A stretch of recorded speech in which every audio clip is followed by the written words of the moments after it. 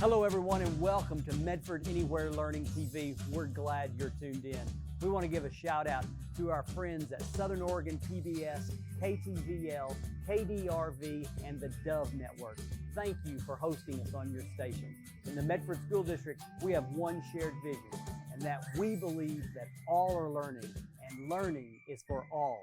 And what better place to do that than right here on Medford Anywhere Learning TV?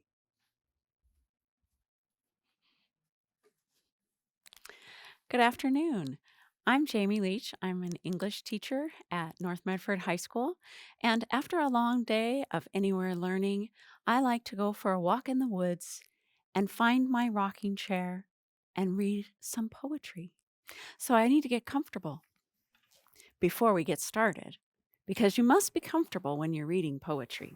So we have to get out of our school clothes and into something much more comfortable.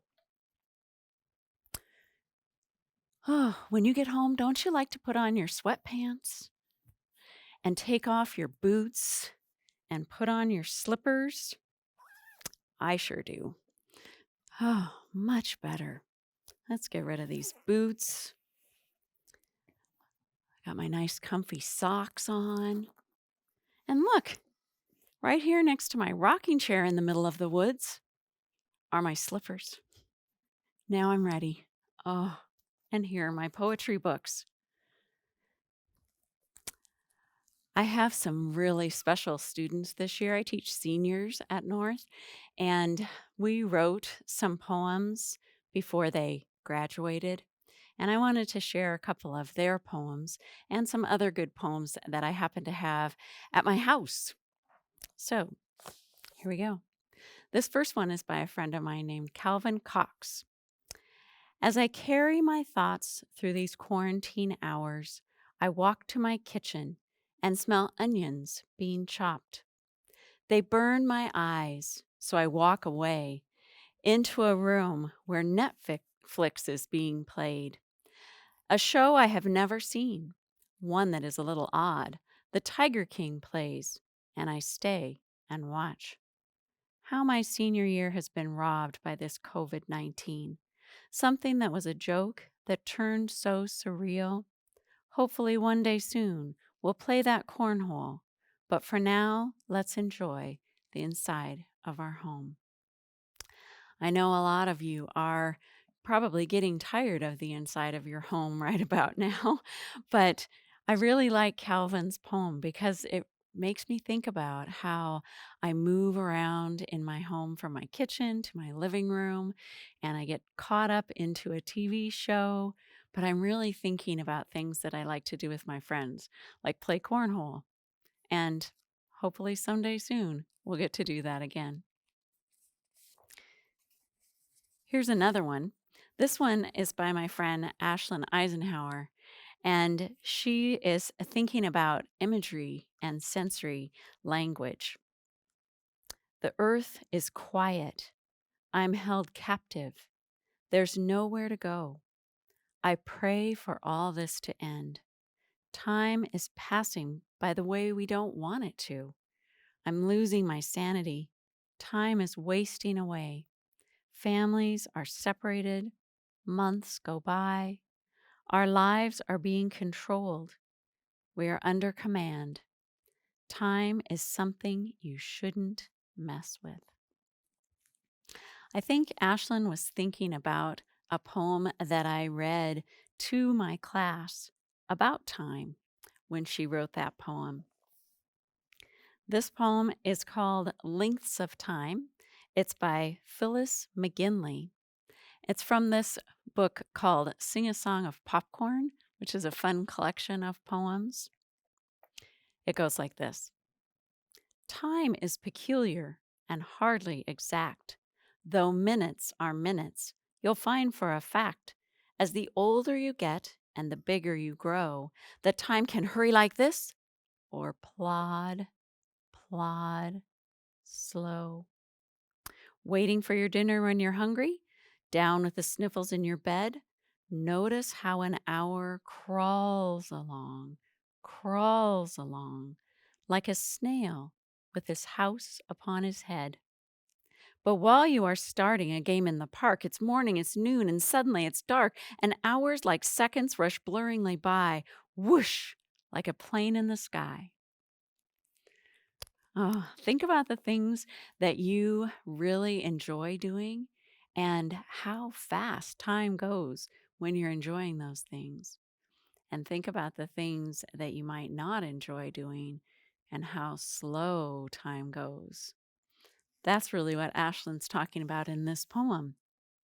How quiet it is and how she feels kind of like a captive in her own home.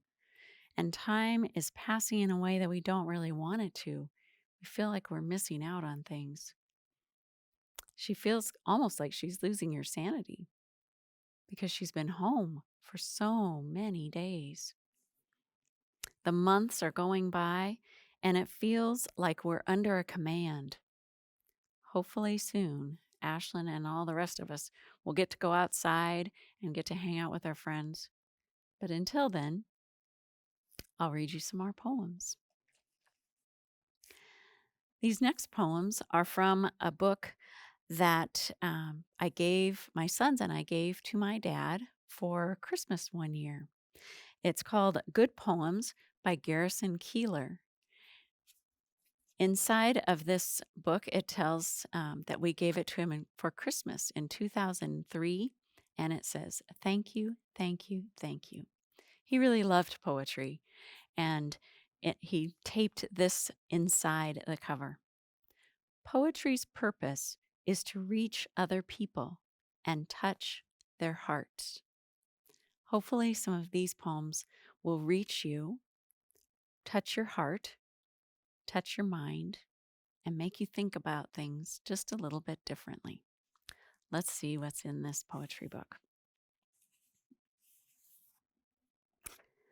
Dilemma by David Budbull.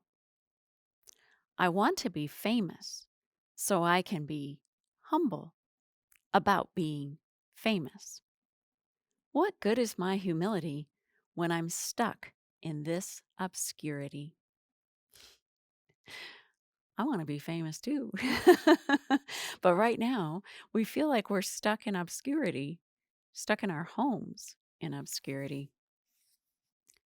I hope someday some of you are famous and that I can say, I remember when you were in my class or I saw you walking across campus. That'd be pretty fun.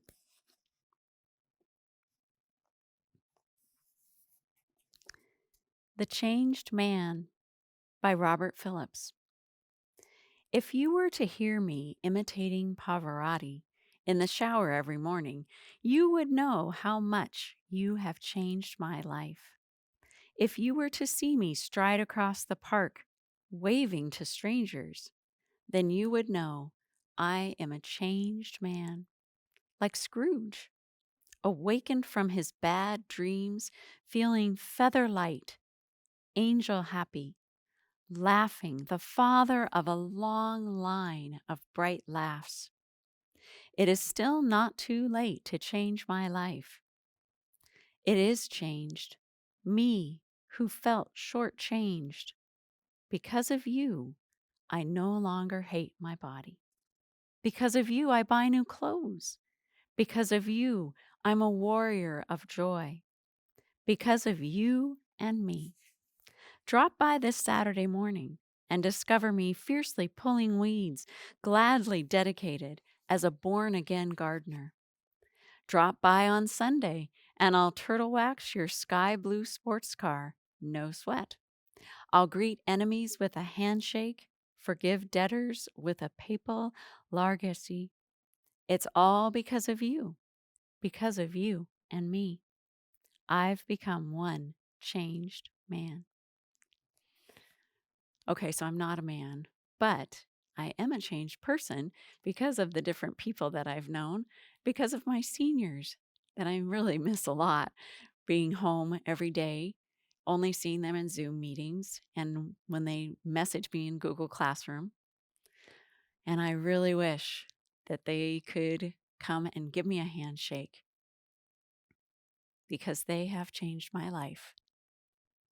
with their energy and their passion for learning and thinking and doing lots of things differently. I really miss you guys. Before I get too sentimental, let's read another poem.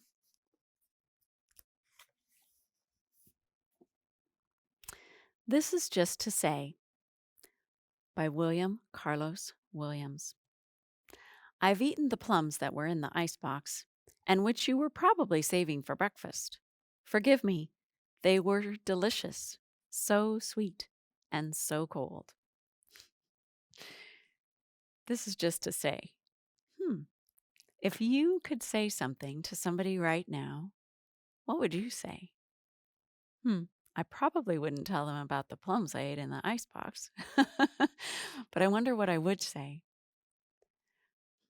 I'd probably say what I was just saying, that I miss my seniors, but I already said that. What else would I say? I'll have to think about that.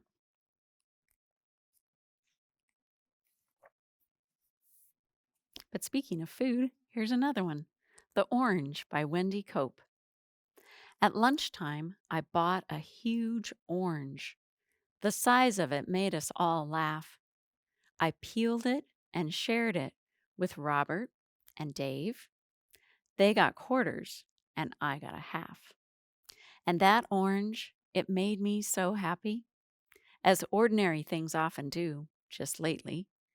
The shopping, the walk in the park, this is peace and contentment. It's new. The rest of the day was quite easy. I did all the jobs on my list and enjoyed them and had some time over. I love you. I'm glad I exist.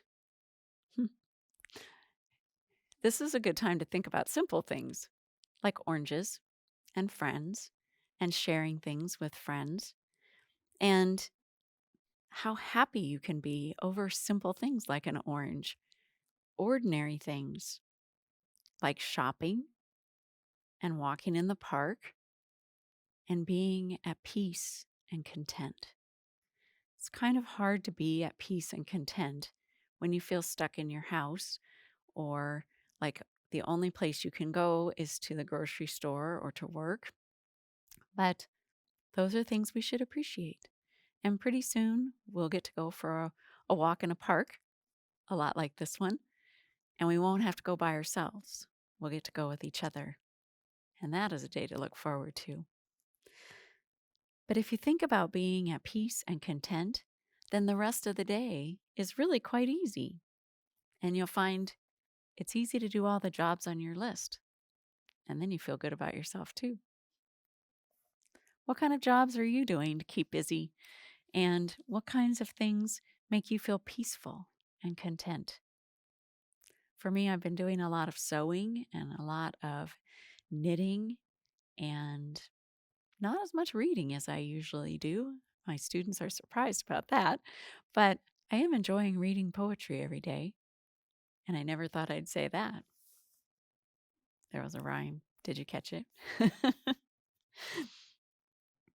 This is another one that I think is really good for this time. It's called To Be of Use by Marge Piercy. The people I love best jump into work head first, without dallying in the shallows, and swim off with sure strokes almost out of sight. They seem to become natives of that element, the black, sleek heads of seals bouncing like half-submerged balls. I love people who harness themselves, an ox to a heavy cart, who pull like water buffalo with massive patience, who strain in the mud and the muck to move things forward, who do what has to be done again and again. I want to be with people who submerge in the task, who go into the fields to harvest and work in a row and pass the bags along, who are not parlor generals and field deserters, but who move in a common rhythm when the food must come in or the fire be put out. The work of the world is common as mud, botched. It smears the hands, crumbles to dust. But the thing worth doing well has a shape that satisfies, clean and evident. Greek amphoras for wine or oil, Hopi vases that held corn are put in museums, but you know they were made to be used. The pitcher cries for water to carry, and a person for work that is real. Oh, those are the people that I like the best, too. I love it when my students come in and they're excited about something that we're doing in class, even if it's the simplest thing. Those are the people that I love the best, who jump into work head first without dallying in the shallows. They jump in the deep end and they swim offshore with strong strokes. They're brave and courageous and they take a chance. I love that. I love people who harness themselves like an ox to a heavy cart. They're not afraid to do things that are hard. Sometimes things we don't like to do are hard, but if you just jump in and try, you'll find it's a lot easier in the end. I like the words that they used here as well. And they pull things like a water buffalo with massive patience. Patience is something that we need for the hard tasks that require muscle, and for the hard tasks that require our brain, and for the hard tasks that require a lot of patience, like staying at home and doing your schoolwork and going to work, things that we might not really want to do, but things that we must do. I want to be with people who submerge themselves in the task. That's for sure. I want to be with students, not watching them in a Zoom meeting, but with them in my classroom. That's what I really want. What do you really want? What kind of people do you like to be around? Think about that. Maybe talk about that with someone in your house tonight. Who do you like to be around? What kind of people do you like?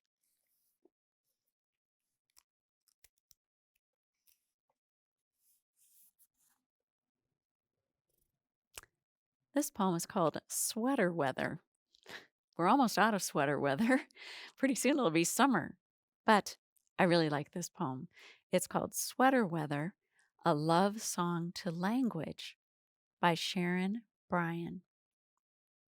Never better, mad as a hatter, right as rain, might and main, hanky-panky, hot toddy, hoity-toity, cold shoulder, bowled over, rolling in clover, low blow, no soap, hope against hope, pay the piper, liar, liar, pants on fire, high and dry, shoe fly pie, fiddle faddle, fit as a fiddle, sultan of Swat, muskrat ramble, fat and sassy, flim flam, happy as a clam, cat's pajamas, bee's knees, peas in a pod, pleased as punch, pretty as a picture, nothing much.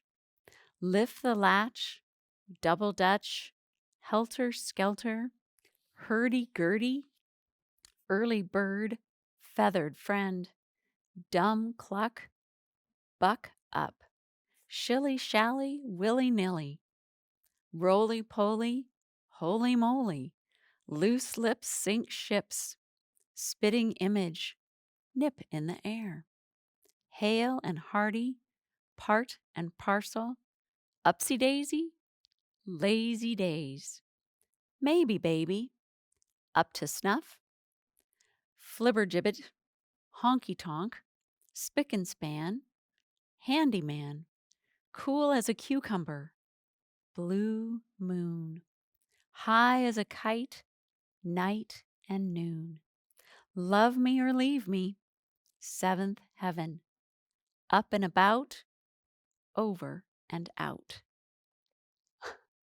Don't you just love that poem? There's so many great phrases.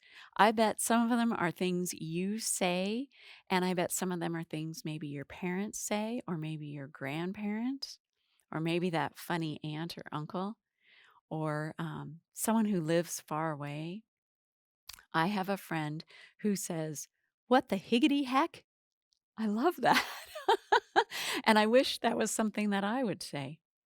Everybody has funny phrases that are really the things that they say all the time. Sometimes they're not even aware of the things that they say.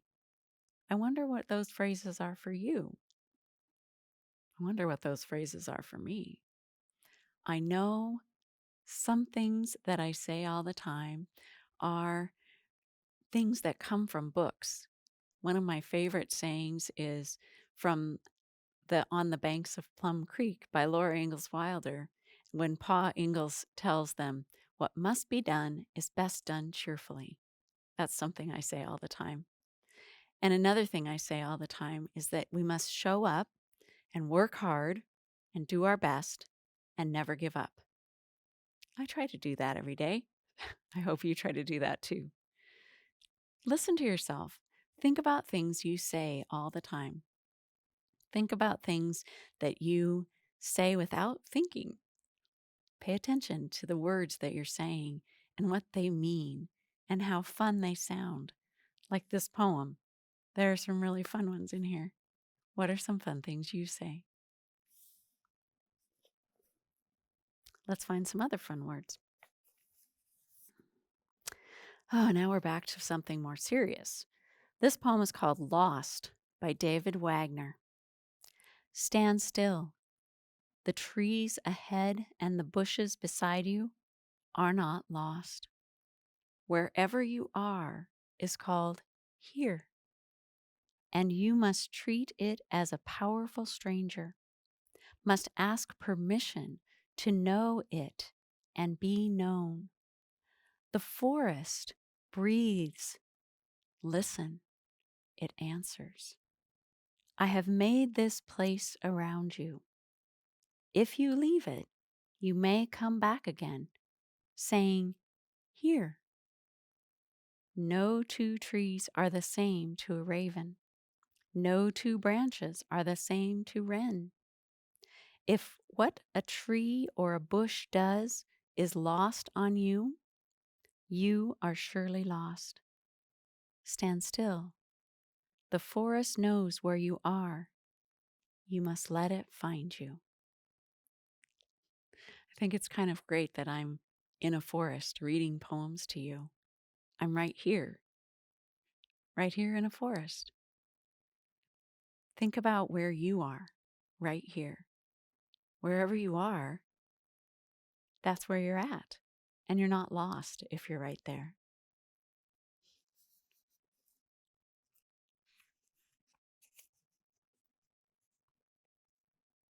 Another one that has birds, Wild Geese by Mary Oliver. You do not have to be good. You do not have to walk on your knees for 100 miles through the desert, repenting. You only have to let the soft animal of your body love what it loves. Tell me about despair, yours, and I will tell you mine. Meanwhile, the world goes on. Meanwhile, the sun and the clear pebbles of the rain are moving across the landscapes, over the prairies and the deep trees, the mountains and the rivers. Meanwhile, the wild geese, high in the clean blue air, are heading home again. Whoever you are, no matter how lonely, the world offers itself to your imagination, calls to you like the wild geese, harsh and exciting, over and over, announcing your place in the family of things. I think I hear my son calling me. He wants me to come home and make dinner. It sure was fun to read poetry with you tonight, or whenever it is you're listening to me. I better put away my poetry books and get my shoes on and go make dinner for my son. I hope that you think about words and think about poetry. I hope you find a good book to read, and I hope I see you again soon. Maybe in the real woods, on a real hike, on a real day. Enjoy today.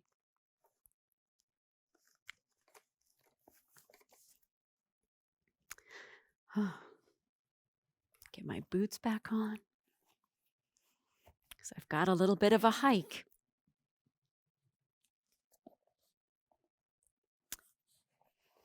Get my jacket back on. Get out of my poetry reading clothes. Get back into my school teaching clothes.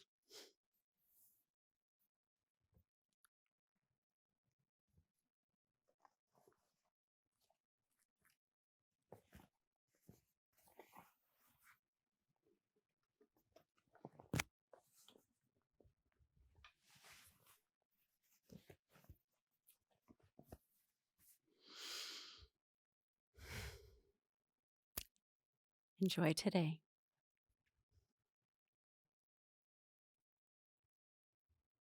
Thanks for tuning in to Medford Anywhere Learning TV. Medford School District is a place where all are learning, and learning is for all.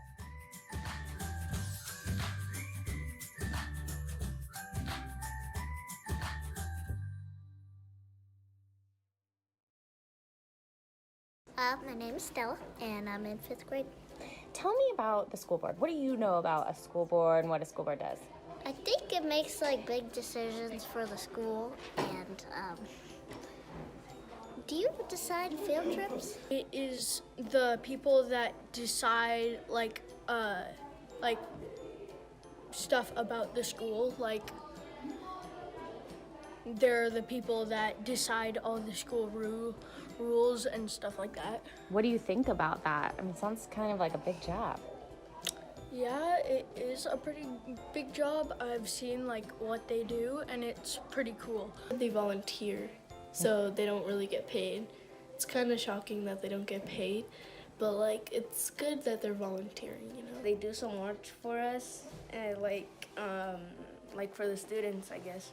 I think that that's really nice of them, especially since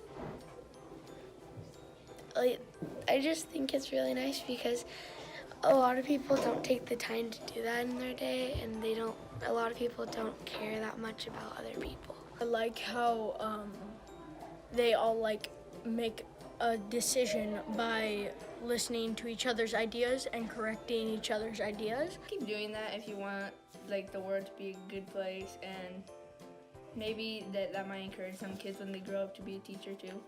Thank you for the amazing ideas and rules you've come up with, and I hope that you guys keep on having fun with your job and make very good decisions. Gracias, Medford School Board.